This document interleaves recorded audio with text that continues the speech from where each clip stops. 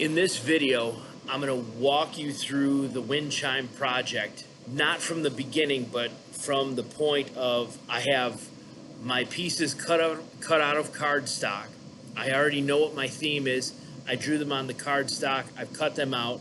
Actually, my theme that I'm going to do, my daughter listened, this is not an exaggeration, to Baby Shark probably 50 times last night.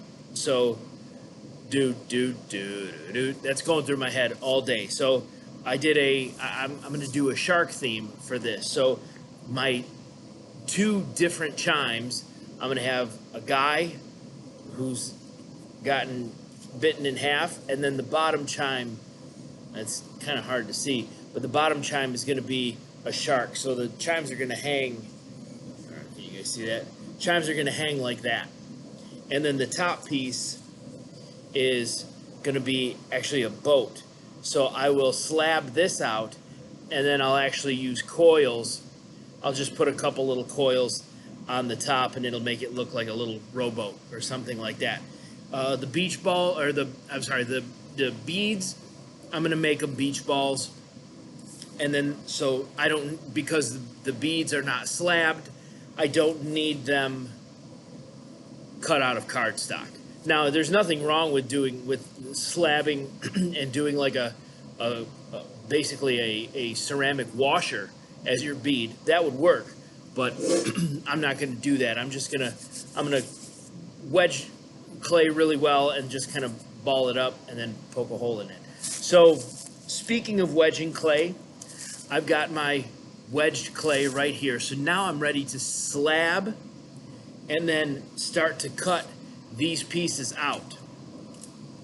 So the materials that I have, number one, I've got the rolling pin and the slats. I've got the garbage bag right here, and I've also got my wedged clay. Now what I don't have, but I can grab it later, is a foam plate for me to put these pieces on after I make them. So I'm going to get my clay out, and I don't have to slab this whole big chunk that I've wedged. So I'm going to take a piece like this, and I'm just going to guess about how much I need, and I'm going to smash it down to a hamburger patty size, and I'm going to start by doing 3 of these guys. So I'm going to kind of, I might need a little bit more.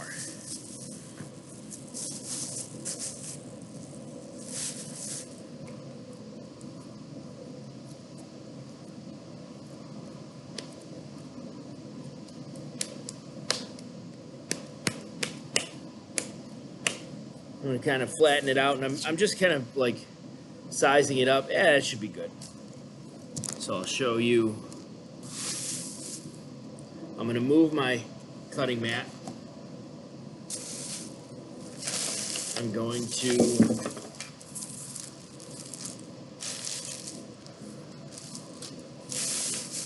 put my garbage bag down.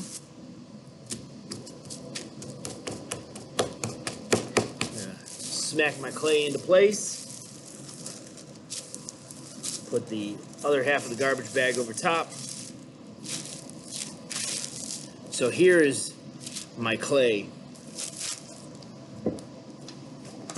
Now I'm going to put a slat here and a slat here, and I'm going to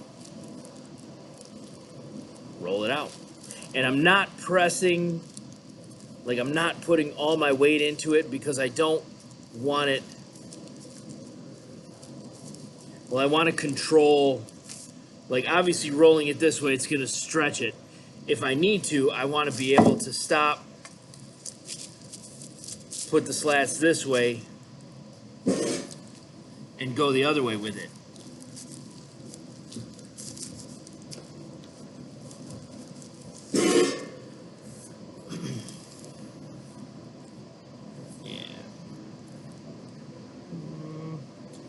Actually, I do.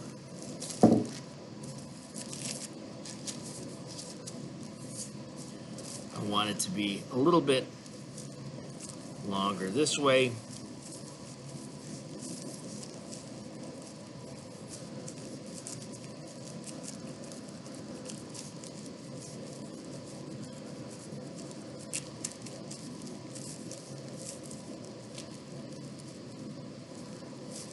now I'm starting to press a little bit harder. And I can feel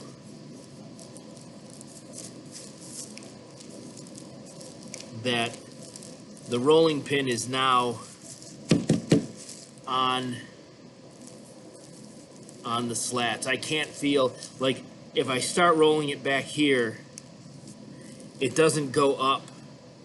It doesn't roll over the clay. Like, I can't feel that clay underneath. So that's how you know when it's down. You can feel the rolling pin only rolling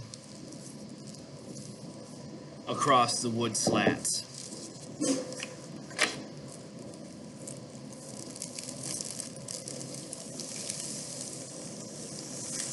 I'm going to peel that back. And let's do this. Oh, yeah.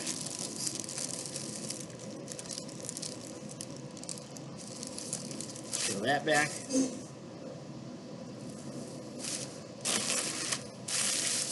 So now I've got a nice looking slab. It's a uniform thickness.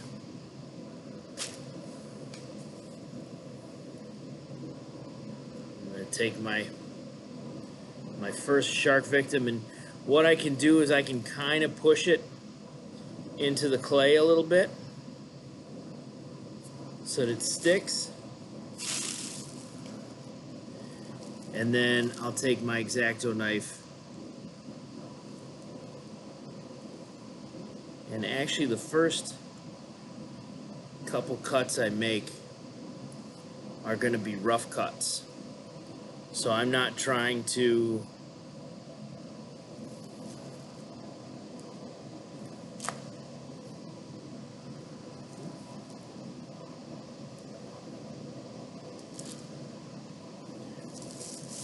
put that clay back in my, so I've got my bag just off the camera.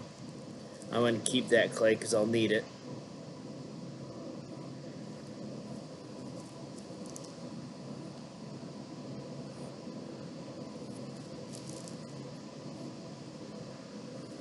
I'm going to start by cutting away the excess clay.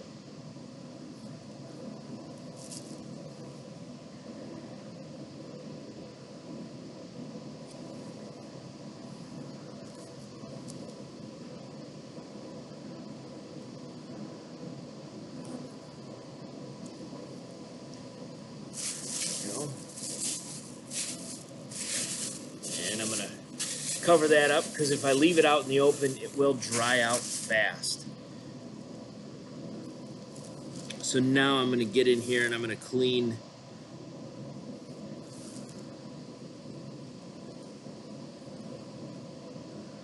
these edges up.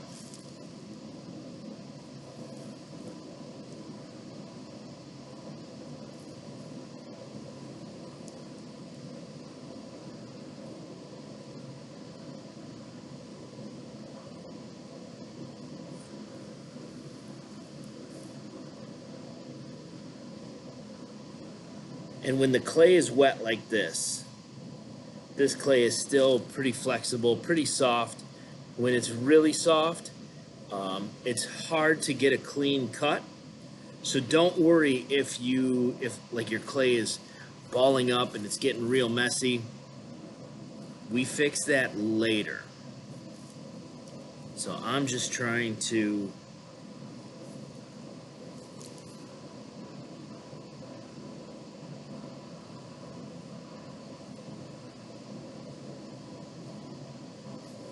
get the shape.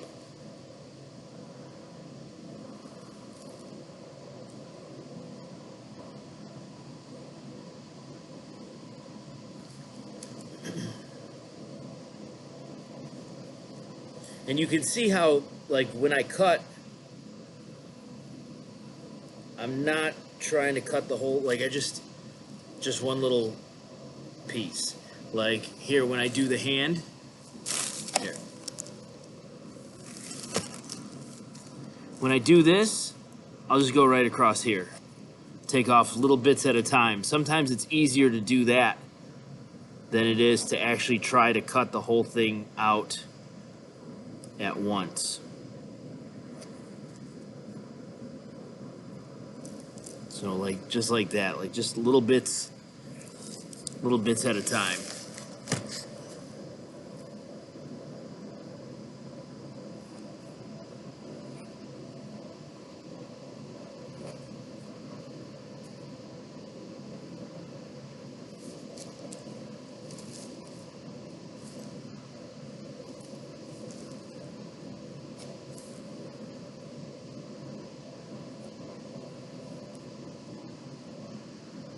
You want to be careful and not cut yourself also, but I mean, you shouldn't have to really be pressing too hard. You shouldn't have to be pressing at all, really. I mean, this is, at this stage, the clay is so soft.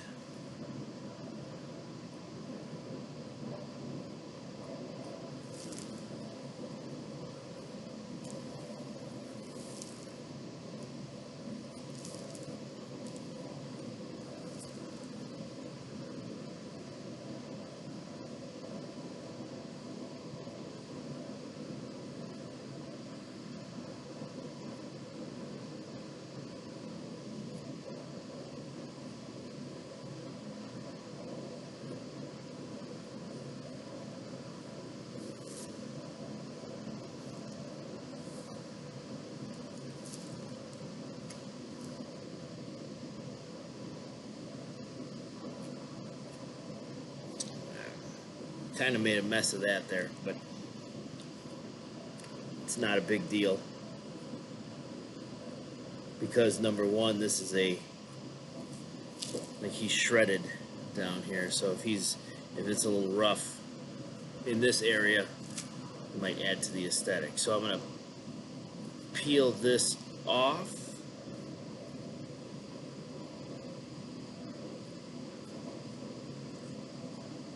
Be careful because now that the cardboard has been, or the cardstock's been sitting there, you can see that it's pulled up some of that moisture from the clay, so it's a little bit curved. So this will deteriorate a little bit, but you should be able to get 3 of them.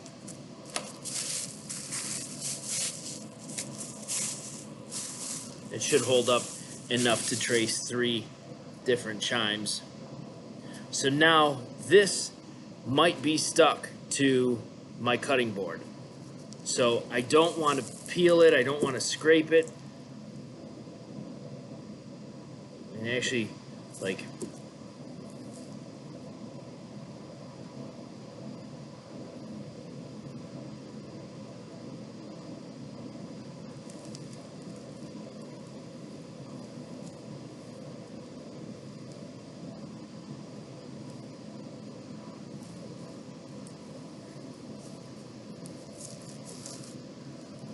be very careful with those pieces. So now I'm going to put that on a tray. Let me get a tray. I'll be right back. Okay. So some of you have plates. I got some of these foam trays. Plates work, the trays work. The trays work a little bit better because there's a little bit more of a flat surface, but either way. So now I'm going to gently take this, set him down, and lightly cover him with plastic. So what I don't want to do is I don't want to wrap this tight because I want this to kind of dry out overnight. So today's Monday, I'll be here tomorrow. So if I just kind of loosely cover it so that air can still get in, that's perfect. If it's the weekend, if it's a Friday, you might want to wrap it a little bit more tight. You might want to actually make sure that that it goes underneath your plate. So then now what I would do is I would cut 2 more of these. And then I'm going to do 3 of these and 1 of these. And then I'm going to let them all sit covered a little bit and let them get to a leathery state. And you'll know it's leathery because you'll feel the clay is much stiffer. And then when it's in that leathery state, that's when I can go through. So right now it's just basically a silhouette. Like there's nothing, there's no eyes, no nose, no detail in this. So once it's leathery, actually, you know what I might do? I might add some stuff. Maybe he needs a little bit of a nose.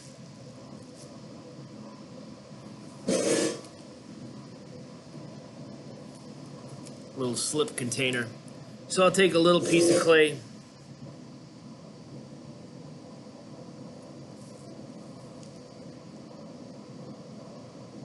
Tiny piece of clay, because this is not a very big sculpture.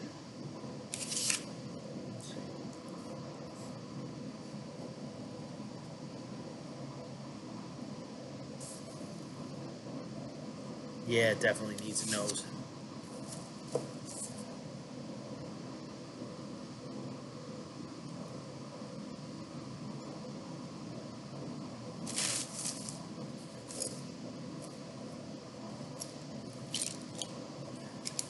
You can use anything you find as a clay tool. So I'm going to use this ink pen as my nostril maker. Whoop. Whoop. There's a cute little clay nose.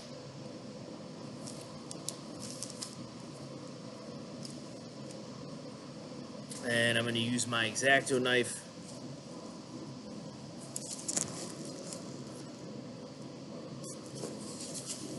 So I'm going to put my, let's see, I'll put it like right there. So before I attach it,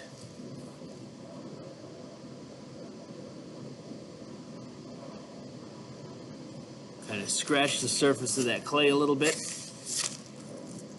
Do the same thing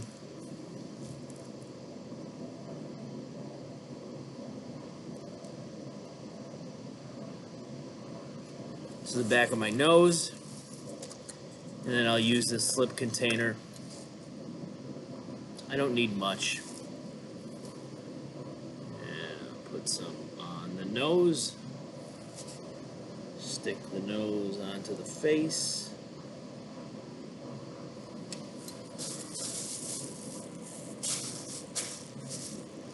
And you know, I think I need a mouth too.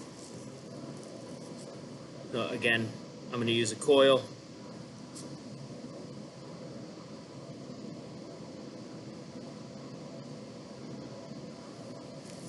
I'm just kind of coiling up.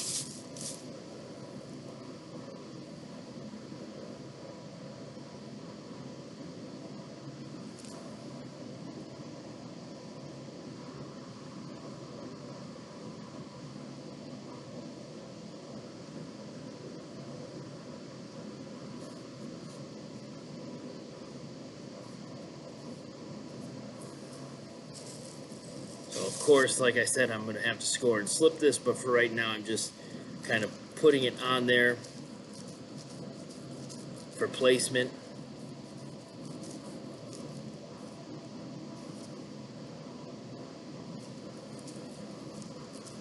Now, if you remember when we sketched mouths, the anatomy of lips, our top lip is thinner than bottom lip. So I'm actually going to make sure that that happens. Well, that looks happy.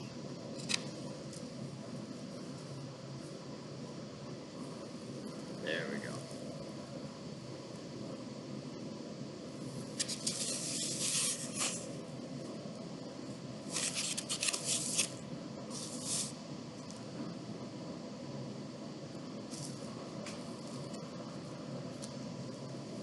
So I'm going to give myself a little, actually I'll just pull that coil up.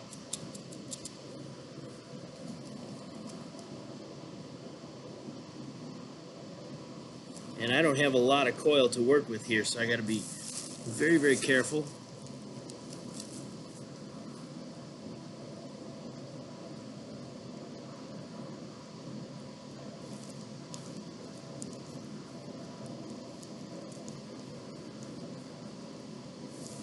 I don't want to accidentally chop that coil in half.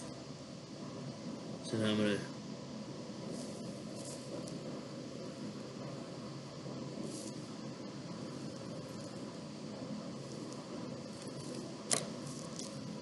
whoops, that's exactly what I did. Actually, the clay is that's such a thin coil that it dried out.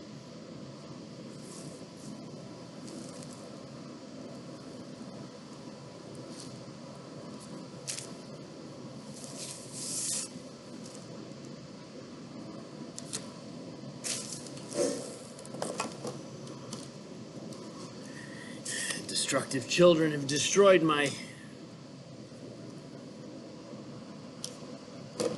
barbecue skewers, but this is enough for one that I can smooth out that top lip.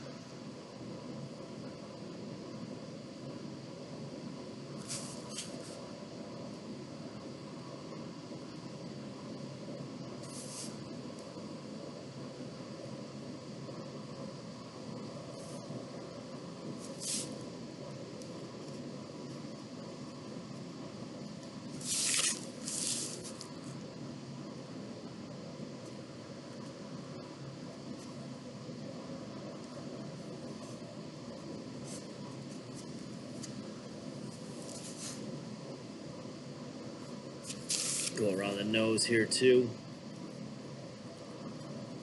Just kind of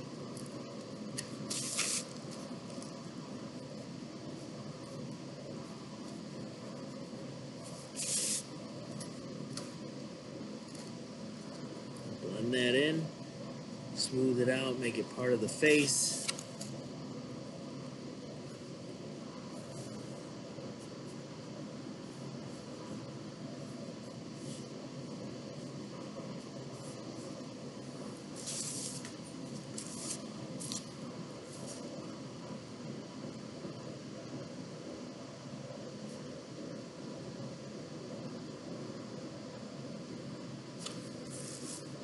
Score,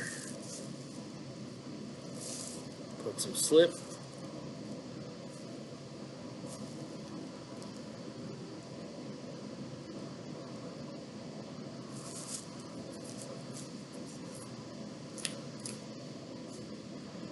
and I'll do the same thing with this coil.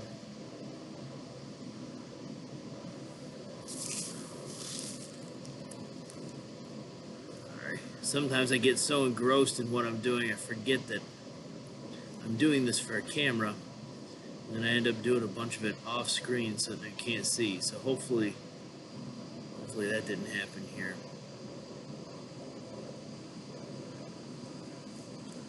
Score that. And what you're doing when you're scoring is you're basically creating these pockets in the clay for the slip to work its way into.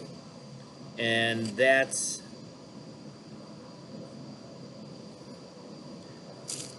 why it works as an adhesive, because that slip gets in there and fills that gap. And then when the slip dries, it literally becomes part of the clay, part of the two pieces that it's joining. So just like I did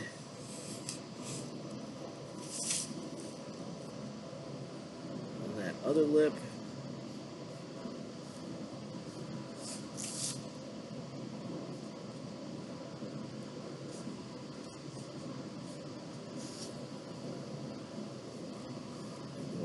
Smooth it out.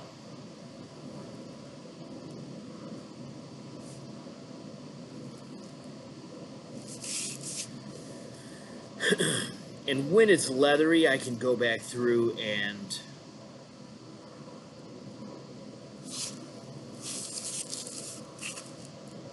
kind of carve some details in here. Right now I'm just building up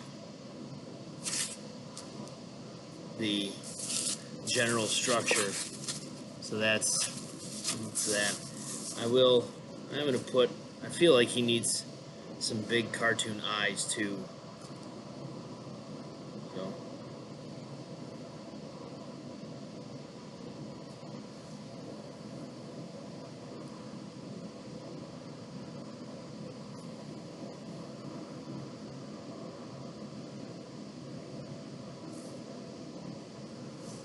there's one, there's two, and of course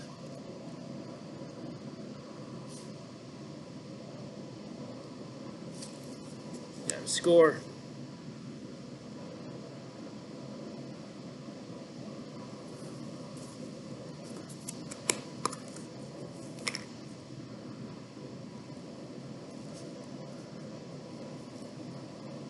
Add the slip.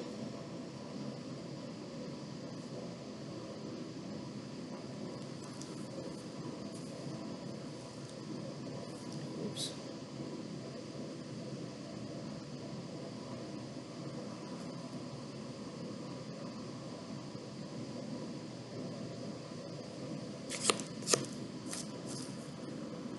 And actually I'll use the back end of that skewer, and I'll put a pupil there and a pupil there. There we go. So I'm going to do all of mine like that. But like I said, now at this point what I'm going to do is cover it loosely so that it dries a little bit, not a lot, so that it's leathery. And then once it's leathery, I can go through and kind of carve and shape, you know, add some details, do some subtractive sculpting. So this was additive sculpting. When it's leathery, I can do some subtractive sculpting, maybe add some, you know, rough some of this up over here, carve some of this, maybe carve some finger details in his hand. I'll do that in the next day or two once this is dried out a little bit. So that's how you do that. If you have questions, come see me.